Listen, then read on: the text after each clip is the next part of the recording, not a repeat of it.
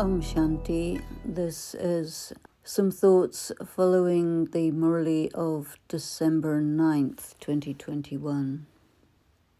What would you like me to talk about? It was interesting because Baba was saying that to overcome waste thoughts, there were 4 remedies, and 3 of them were all about love. Have you been in love ever? Yeah. So when you're in love, you don't really think about anything else except the object of your love, right? It's going to be noisy now. So then you fall out of love, and then you still think about that person. Yes. So it's quite effective.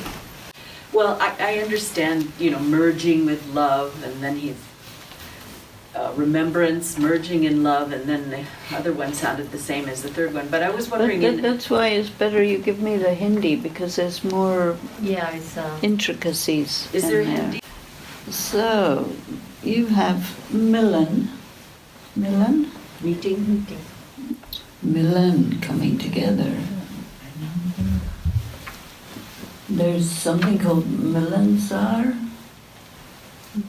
It's like harmonizing. Then Varnan, describing. And then Magan. So Magan is like somewhat intoxicated, yeah?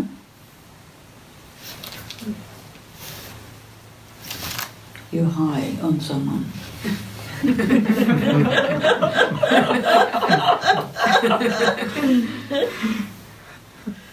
And then Lagan. So Magan and Lagan is pretty, close together in a way, yeah? Lagan, you like it a lot, like a particular kind of toli or something. So, in this way, you make your time profitable because you're engaging yourself. You have to ask yourself, are you fundamentally an emotional type? Yes? Yeah, I am. feeling type. Do you know? Are you emotional type? Yes. Good question, let me check. I can't hear you, got a mask on. That's I often the guess case. sometimes. No, you either are or you aren't.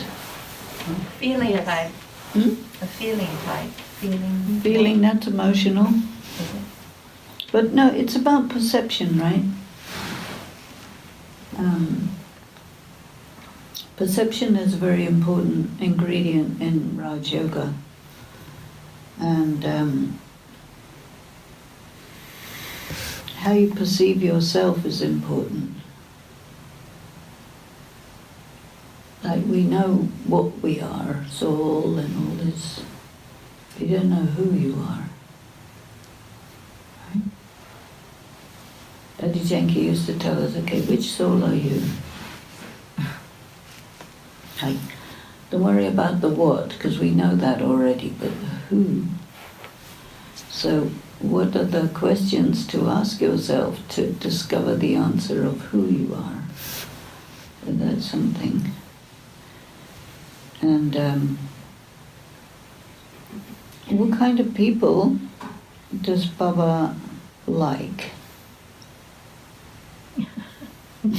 Well, those that recognize him, those who remember Honest Honest. people. But he does like honest people. True. Recognition, he likes that a lot. Those who study Because you can't work with anybody who doesn't know who you are, right?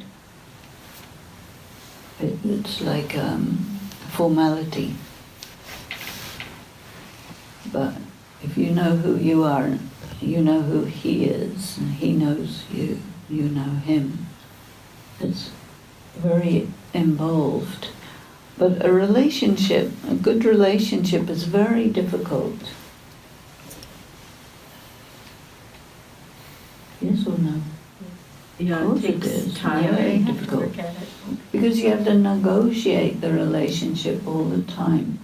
And because it's so much hard work to have a good relationship, the only one worth doing all that work for is Baba, I would say. Because any human being, especially in the Iron Age, the human beings that you come across, they look nice for a minute or two, and then afterwards you find all the things that's wrong with them, right? And then you wonder, is it really worth doing all that effort to make a relationship?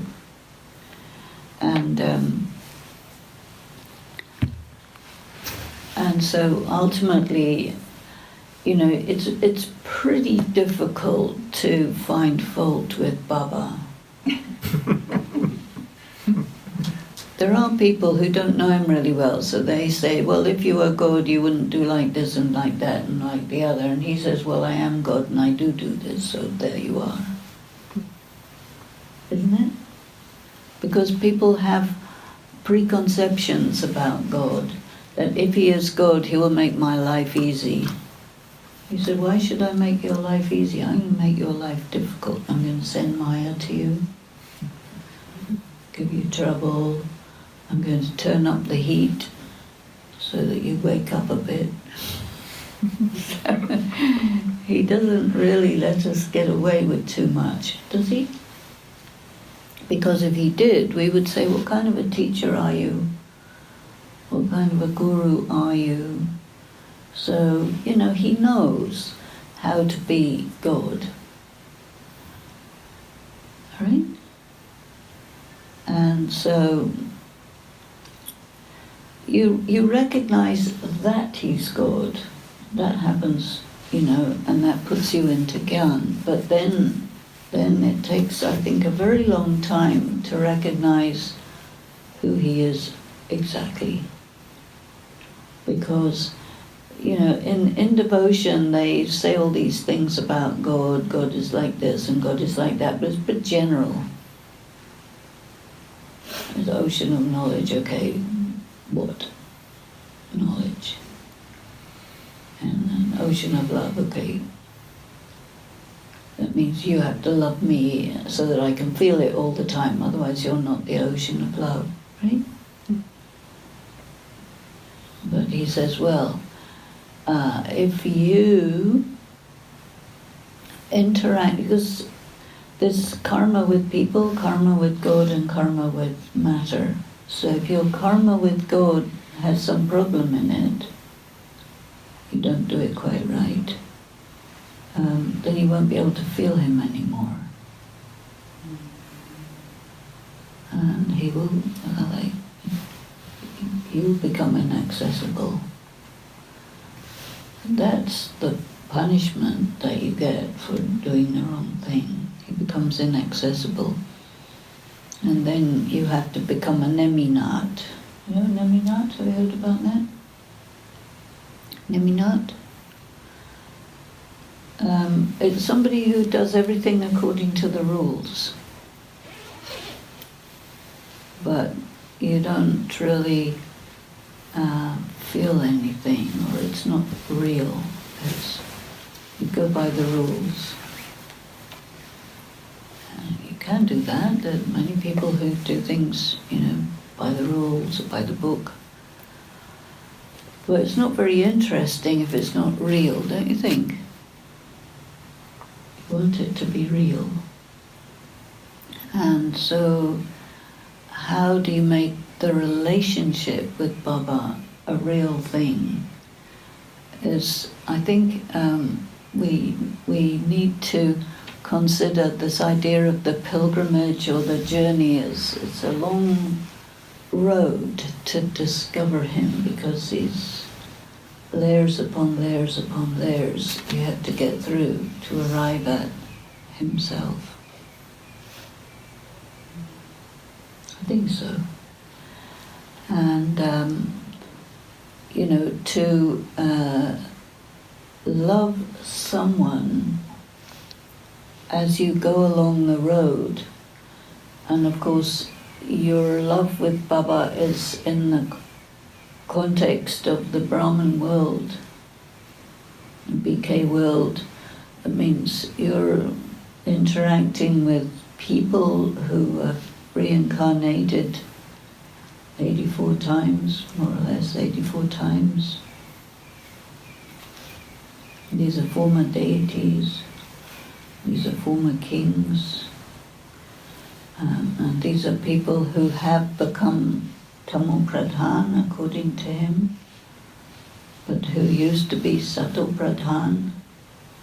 So the difference for those who have 84 births and those who have like 2 or 3 births, the difference between your first birth and your last birth is a huge difference, right?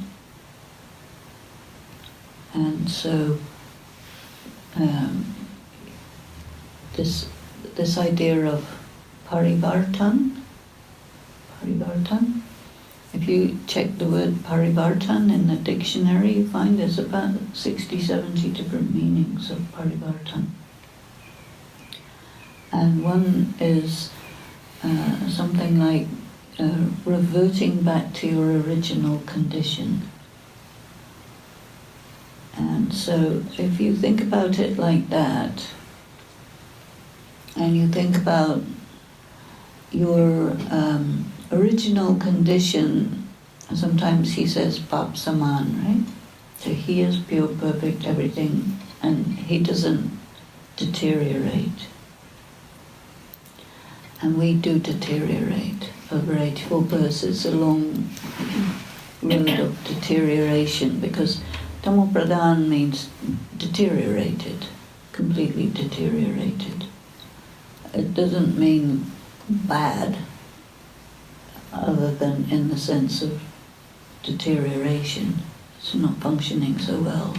It's a bit rotten, old, rusty, not working well.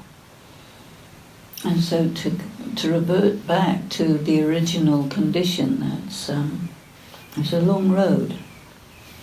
And I think he puts himself in front of us as, okay,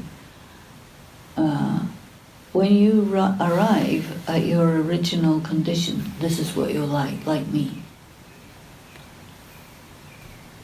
So, to be able to perceive him, I like to use this word perception in a number of ways, because if you can see something clearly, then you can go for it. If it's not very clear, it's like you hope for the best, right? And in bhakti, they talk about, they believe something. But if you believe something, you don't really know it. You accept it in good faith, but you don't really have a clue. So it's a belief. If you know something, then you don't have to believe it because you know it. And so in bhakti, there's many beliefs. And there are also many contradictions in bhakti. When you come into jnana, you're going from believing to knowing, and from contradictions to paradox. So a contradiction is something that absolutely does not fit together, and a paradox is something that shouldn't fit together, but it happens together. So you have to work with it. Like Baba said in the Murli today, this whole thing is predestined.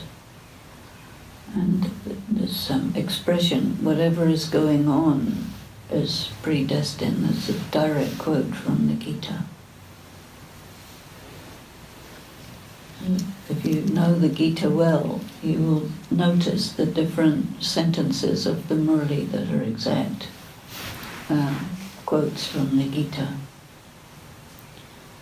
Like, for example, he used this expression, they say.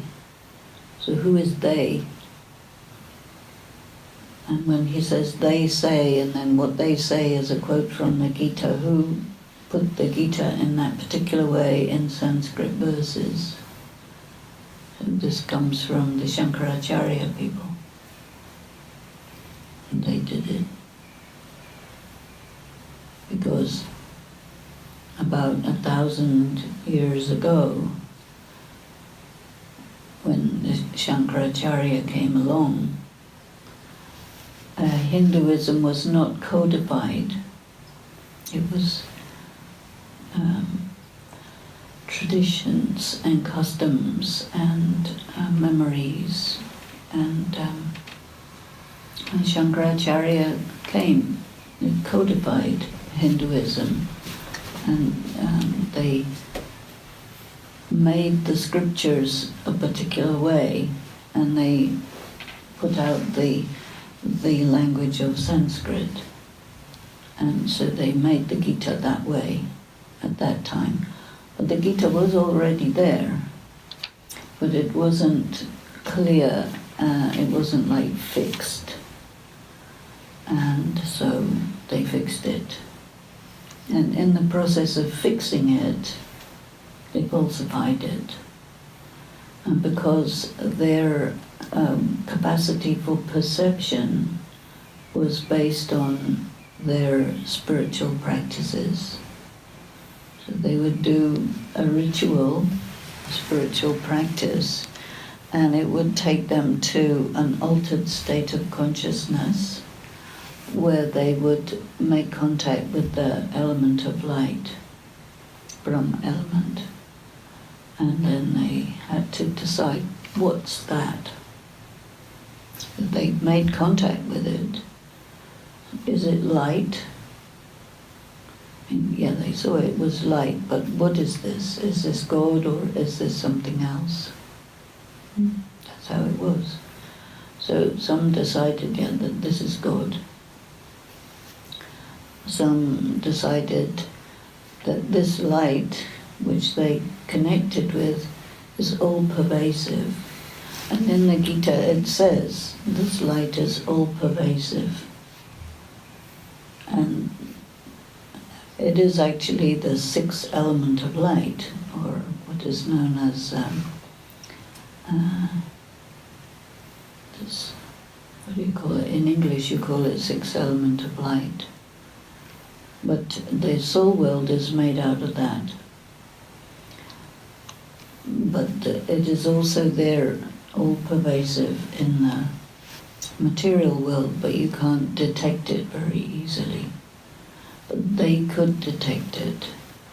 And so they concluded that this all-pervasive light is also God, and therefore God is all-pervasive, with this faulty logic. And the people that they said it to didn't have much brains to challenge them. So the omnipresence of God came that way. But in the Gita, they talk about God in such a way that is full of contradictions. And so when you have Gyan, you have something like a needle, and you can stick it exactly where it's incorrect, exactly where there's a contradiction in terms. As the Baba teaches us about the paradox, and the devotees, the Shankaracharya people, the Vedic India, they give you contradictions. And the result is that you can't think clearly. And so that leaves you with an uncomfortable feeling of, I don't know what you guys are talking about.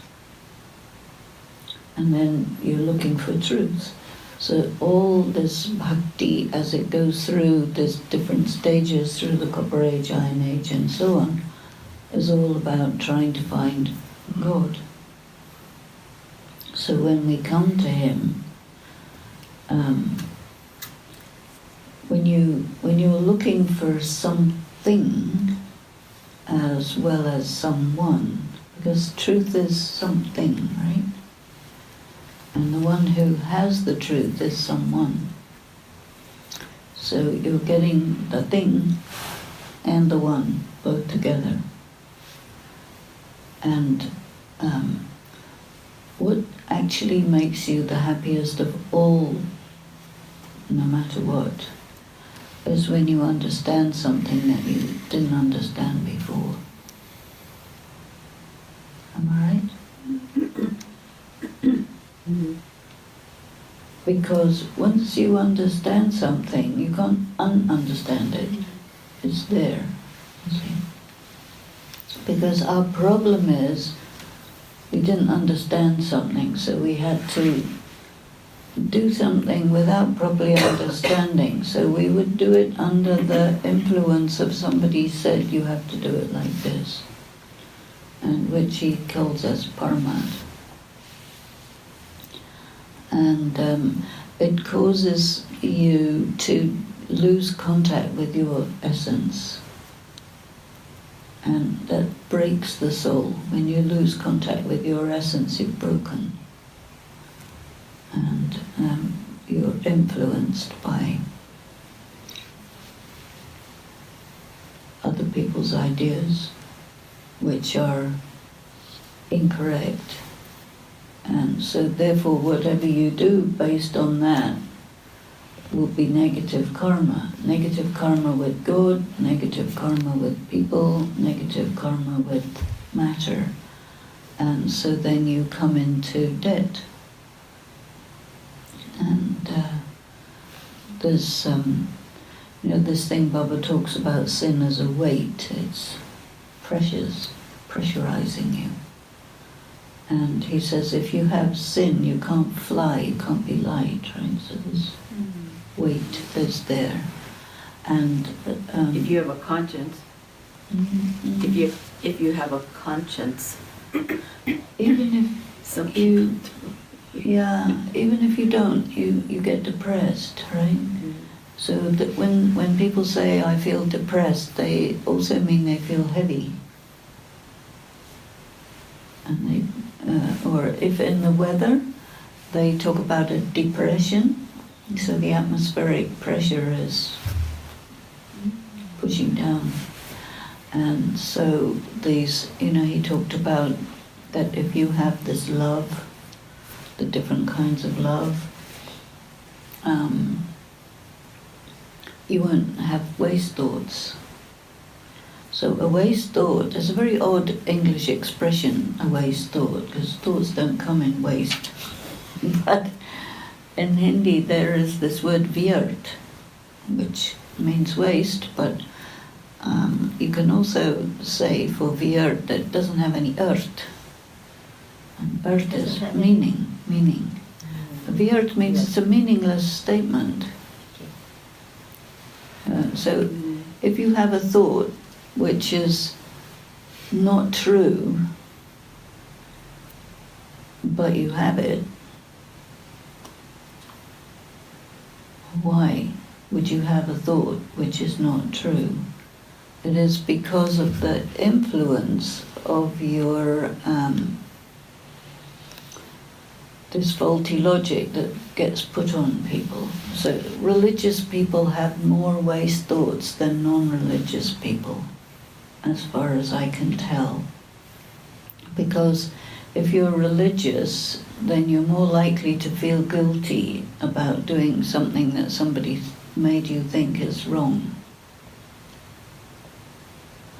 If you're non-religious, you're better off because you haven't absorbed all this guilt and stuff like that, and this idea that I'm a sinner and so on.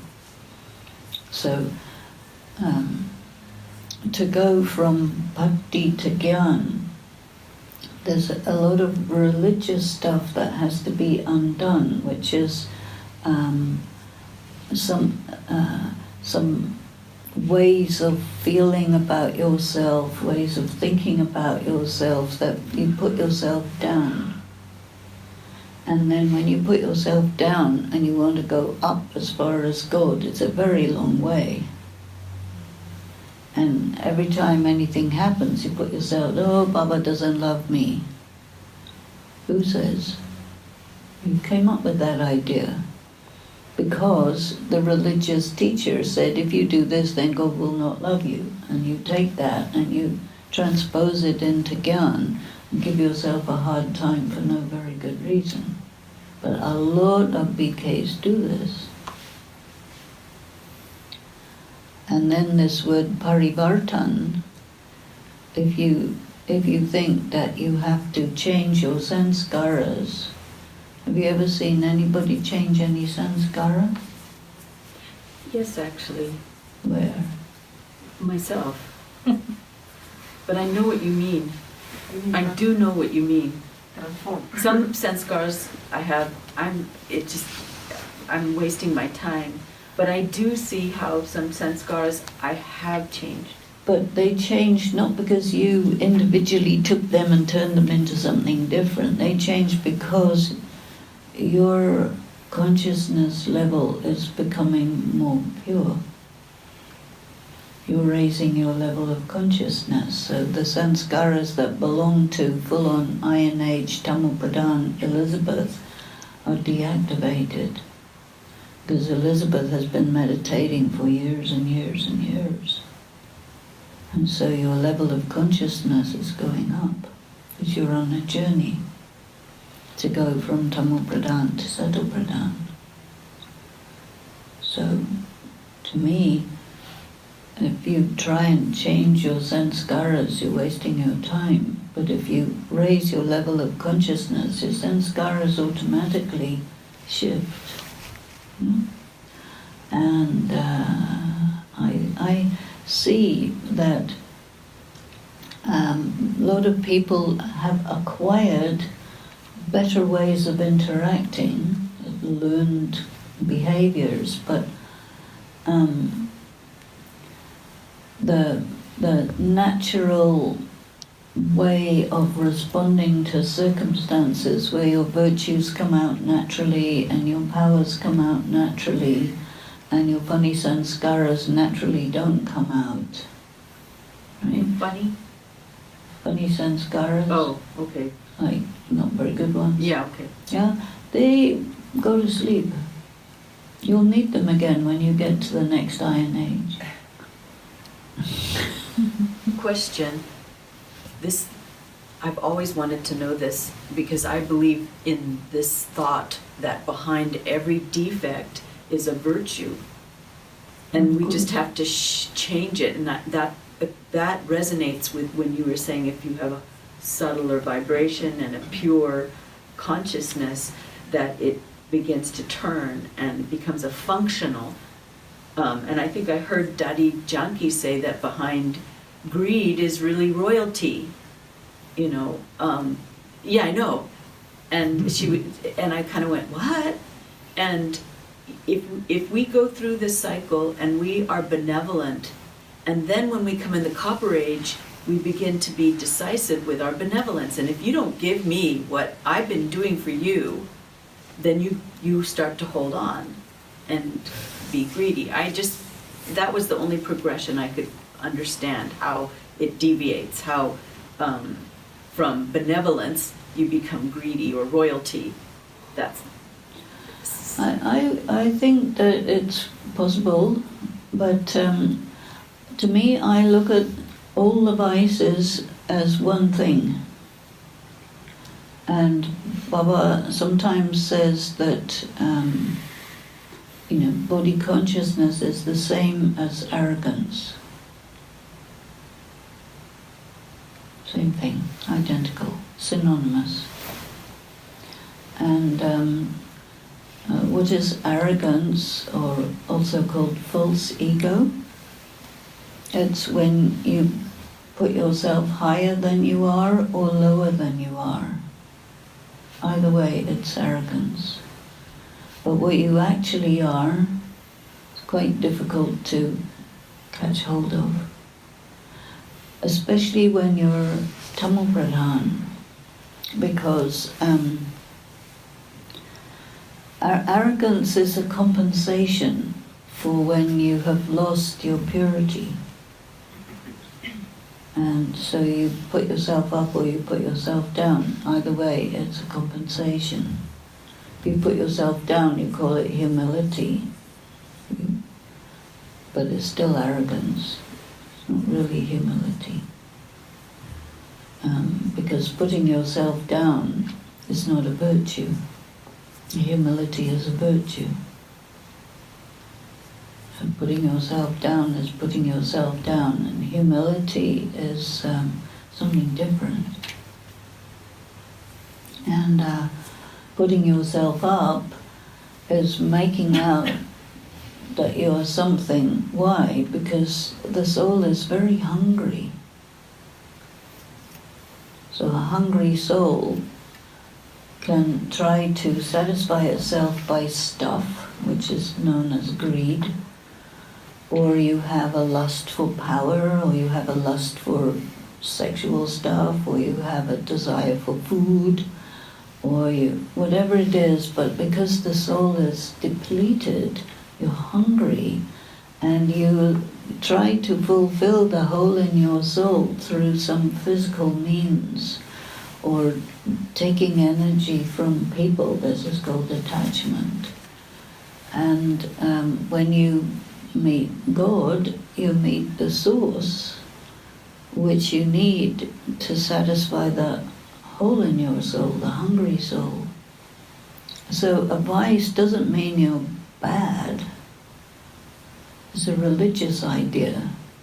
A vice means you're depleted and you're trying to put yourself back together, but you don't know how, and the way that you do it is counterproductive because it makes you even more indebted. So,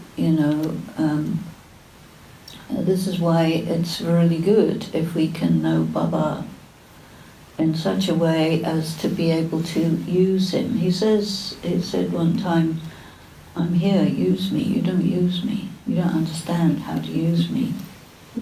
I'm here for a function. And the function of God is to enable us to draw power from him, energy from him, to be able to return to our original condition. Sister Denise, now that you say that, raising the level of consciousness, is that the process of taking power from Baba so I can have clarity? Is that the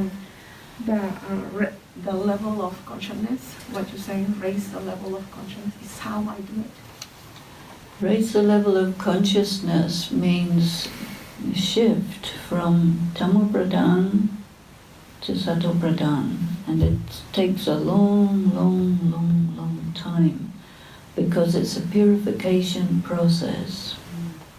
So part of the purification process involves taking energy from Baba, and you need energy to be able to get more energy from him. You need energy to be able to activate this journey of yoga, and also it's going to pull out the poison from the soul, because the soul got corrupted. And so this process of settling karmic accounts involves different varieties of suffering. And when you have to suffer, if you have power, it's much easier to go through the suffering or the pain without suffering. Because to pull out all this junk from the soul is a painful process. There's a mental anguish and physical pain, social, financial, every variety of difficulty happens, and you have to go through it, so you need power to do that. And normally you will consider that whoever or whatever is the instrument to give you pain is to blame. And when you think it like that, then you're addressing your reaction to that person or that situation. And Baba says, then don't do that, because they're not to blame, actually. They're just an instrument which is being used in the drama to cause this poison to come out. And so your relationship with them has to be positive, because if it's not positive, you incur more negative karma, then that's more expensive to pay. So there's that part, this purification. And then you're also absorbing information. Every one of us was conditioned from childhood and from life experiences which cause further damage. And so there's a repairing process. You have to repair from all this damage that happened. Because we are antiques, indestructible antiques, but definitely got damaged along the way. So this repairing and restoring. So parivartan is this, the restoration of the antique soul, the repair of the broken soul, the healing of the corrupted spirit. All of this is what's going on. And he says the soul has got this 84 births inside it. And which part of the soul is activated depends on the cycle of the quality of time. But in the confluence age, you are returning to what you were in one birth, what happened in 84 births. So as you carry on, this BK practice is every day, meditate, study, do service, this and that, all the things, whatever you do. And it's a slow, slow journey where your quality of consciousness is getting returned to the original, which I call raising your level of consciousness. But what happens is most BKs, they think all this stuff has to be tangible, and if it's not tangible, it's not happening. That's not true. The logic people do that. You're not supposed to be logic about this. This change that will happen is very imperceptible. And you can say, if I feel happy today, it means I had good yoga.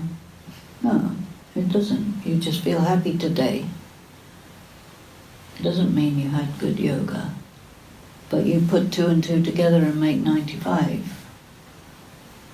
And then sometimes you have very good yoga and everything goes wrong. And then you think you're not doing your yoga right. No, that's not true. You have very good yoga, it's going to stimulate the purification, and so a big Maya will come along and attack you, and that's a good sign, because Maya attacks strongly to those who move forward well. You say, oh, that's not logical. Baba says it is logical. You guys are operating on faulty logic. Really? No, you can't be God.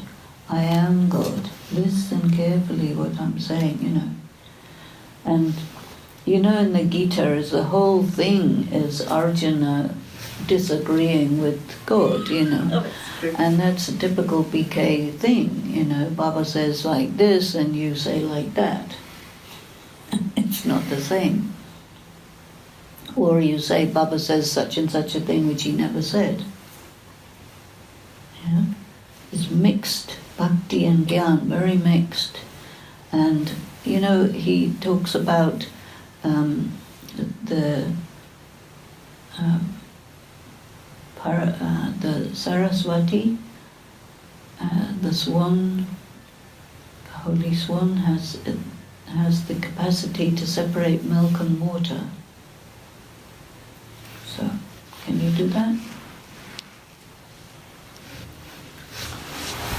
The only way to separate water from milk is to spin it.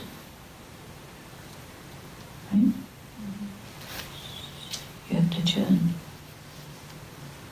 And what is the water is basically the bhakti ideas. And the butter is the real gyan. And Baba tells us these deep, deep things in the context that we're familiar with. So most of the people that Baba speaks to are fairly simple Hindu devotees who know the mythology, the stories, the rituals. You grow up with it. You see it in your home and you carry on with it. And I've spoken to many Hindus. Have you read the scriptures? Yes, we've read the scriptures. Did you really read them? No, actually we didn't. Who has time to read the scriptures? You need many lives to read the scriptures. There's so many of them. But to sit down and read the Gita properly is very difficult. First of all, because it's in Sanskrit. See, people think, like when I do work on the Gita, they say, well, you can't possibly understand the Gita because you don't know Sanskrit. I said, not true. I know what it means. It's good enough for me. Language is a vehicle to get you from A to B. So if there's a word, you look it up. What does this word mean? You look and you find out. Like in Murli, so many words in Hindi, Sindhi, occasional Sanskrit, Farsi, English, Gurumukhi, Arabic, mixture of words from many languages.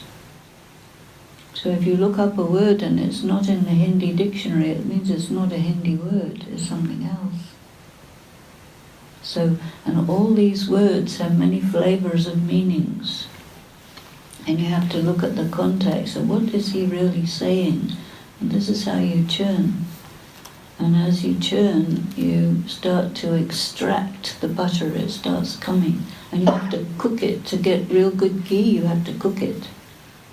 And cooking it means that you have to be in high heat yoga. He talks about hot yoga, right? You have to burn your sins. How do you burn your sins?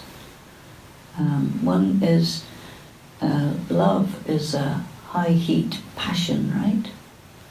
The heat of love, the fire of love, and fire of yoga, they're connected. Like in these 4 words, Magan, Lagan, this is getting into the fire of love. And fire is the instrument for purifying the gold. And it pulls out the impurities. And I don't know if you've ever been burned by anything, hot oil or something. That's painful. So if your gold, a gold soul, has got these other alloys in it, because it has to, over time it comes in, and then in confluence age it has to come out. So that means you have to heat up yourself with this yoga of intense love for God, and keep the temperature high so that the impurities can come out. So that's very focused and very, very intense. And so sometimes people, they'll have bhakti to try to create this situation. I did one time when I first came to San Francisco in the very beginning. I was by myself and I thought I will do 14 hours yoga every day for 90 days. I did that. And it did start doing this. A big thing of pulling out. So you got to be quite grounded for that. But when you can manage to have yoga like that, now we don't have the circumstances for it, but think you can make things happen with that kind of yoga. And I had another similar experience right at the very beginning when the Global Retreat Centre at Oxford happened. So myself and we were a group of 8, and we did 1 week full yoga and intensively going through the course with each other. And we were all quite experienced yogis, and that also created this intense focus, because all of us became lined up with each other mentally. So you could have a thought now and all the others would have the same thought, and you could actually make something happen. And so for some it became really scary, because whoa, what is this? But heavy duty stuff. But it gives you an idea that what is possible. And the thing is this, why we have to go slowly over the course of many, many years is so that you can handle it. Because when you generate this very, very high level of focused attention on the soul, on God, and spinning, you have to be spinning to stay focused, then you make contact with a very high, intense power, and people get scared of that. And so when you do it really slowly, you get kind of used to it. You don't notice it, and you slowly become a really powerful soul, but you're used to it, so you're not scared of it, and you going through the purification process slowly, and then all of a sudden, one day, we will all be sort of suddenly powerful together, and it will cause things to happen. Like people will see visions, and Brahma Baba did this. And he was always very aware that any time anyone could have a vision of him, so he's very aware about that. But most BKs don't really do yoga at that level, but we have the description of that yoga, and you have a little taste of it from time to time when there's a very special event, or in Madhavan or something like this. And Madhavan is a high intensity place. Most people can't stay there very long because they go nuts in that kind of high intensity. And so, you have to go slowly so that you don't go nuts. Because we don't need to go nuts, we have to be able to handle it. I was wondering, when you're talking about going into the higher level and burning, and so when we have music, we obviously use, one thing is churning, and the other thing, you can hear a song, or you can hear some kind of music, and that can take you into that experience. Does that count, or is that... Because to me, sometimes it feels like a little bit of distraction. Yeah, it depends on the individual, but mostly, different kinds of music does have the capacity to carry you. And actually, the best kind of music for Raj Yoga is high speed, 4-time, traditional Indian music. That's very good, because it'll get you up, because you have to. If you go na, you go to sleep. Because sometimes it's nice to hear where the intellect is, and sometimes it's hard to hear when the music. That's right. But you see, in the path of bhakti, they have a lot of kirtan, bhajan, and all this. So it's very much part of the tradition to use music to take you up to a certain level, because music is for that. Music is, as initially, is a sacred thing. It's for religion, not for entertainment, So it has that capacity when you do it in a certain way to take you up to a higher space. As does fragrance. That's why you have the agarbatti also.